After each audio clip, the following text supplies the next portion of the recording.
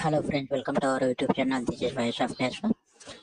ఎవరైనా మొదటిసారి నా ఛానల్ చూస్తుంటే తప్పకుండా మా ఛానల్ని సబ్స్క్రైబ్ చేయండి. ఈ వీడియోని లైక్ చేసి షేర్ చేయండి.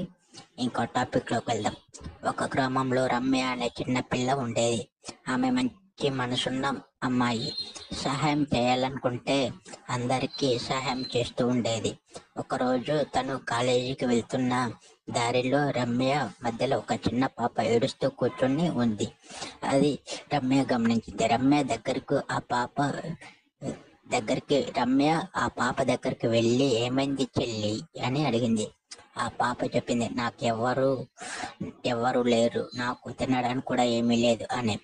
రమ్య తన బ్యాగ్లో ఉన్న టిఫిన్ తీసి ఆ పాపకి ఇచ్చిన. ఆ తర్వాత ఆమె తన కాలేజీలో ఉన్న గురువుకు చెప్పి ఆ పాపని ఆశ్రమంలో చోటు కల్పించింది. ఆ పిల్లకి చదువు కూడా ఏర్పాటు చేశారు.